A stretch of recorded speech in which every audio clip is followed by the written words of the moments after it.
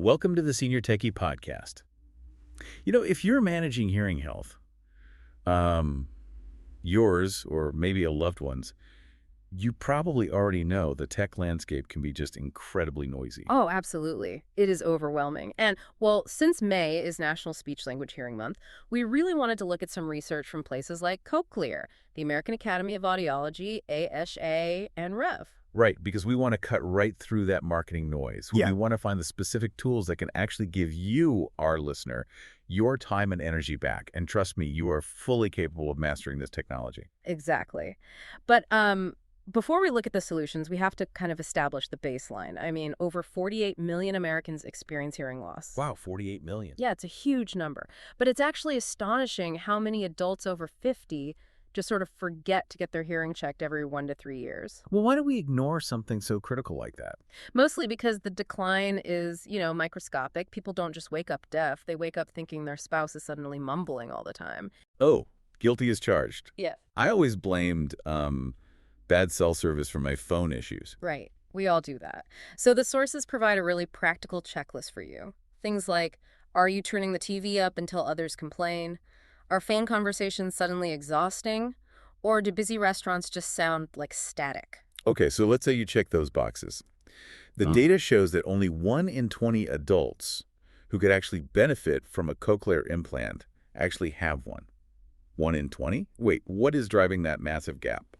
Well, it's a mix of outdated medical advice and really just a fundamental misunderstanding of the technology itself. A lot of people, and even some primary care doctors, they think it's just a stronger version of what they already have. Oh, let's definitely clarify the jargon then, because they are totally different things. Yes, completely different. So think of a standard hearing aid basically as a tiny megaphone.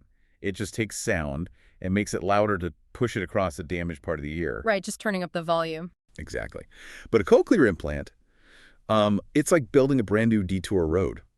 It completely bypasses that broken bridge in the ear and delivers those electronic signals directly to the brain.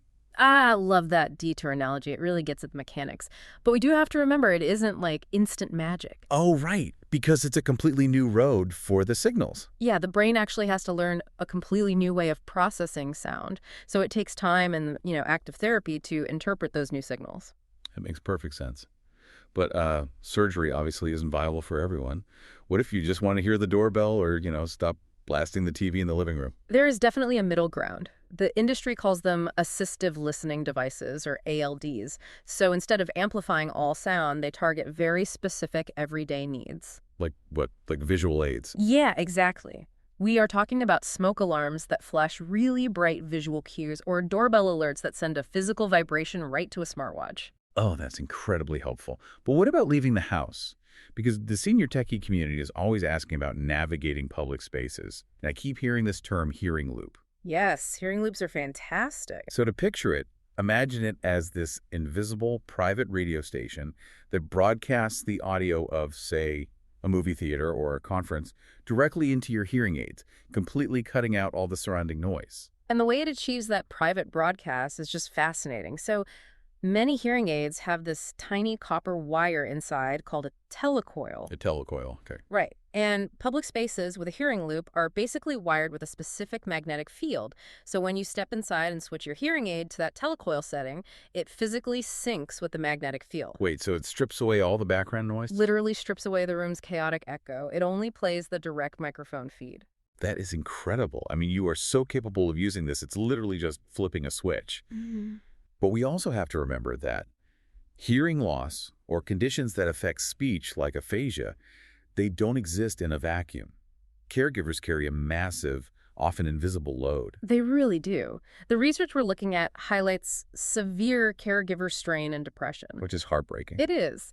Interestingly, though, when patients receive high-dose speech treatments combined with just simple friendship support for the caregiver, that depression drops significantly. And now, technology is actually stepping in to lighten the administrative load, specifically through generative AI. Okay, I want to define generative AI here, because I know that sounds intimidating. But please, don't think of robots taking over. Right, definitely no robot. Think of it as an incredibly fast, tireless personal assistant or a librarian. It basically takes a massive stack of messy notes, instantly organizes them, and drafts the summary or email for you. And for aphasia management, That librarian is a total game changer. Aphasia affects a person's ability to express or understand language. So, caregivers spend hours trying to translate non-standard speech into clear medical notes or updates for the family. There's hours of their day gone. Exactly. Generative AI can now listen to those fractured speech patterns, recognize the underlying intent, and instantly translate them into fluent text. It hands caregivers hours of their life back. It's amazing how these everyday tools are evolving to do the heavy lifting for us. And, well, it leaves me with this final thought for you to ponder.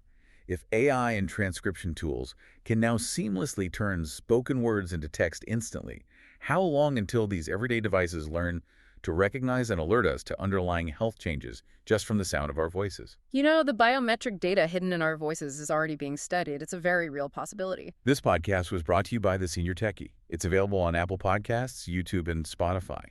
If you'd like to receive their free newsletters, you can subscribe at subscribe.theseniortechie.com.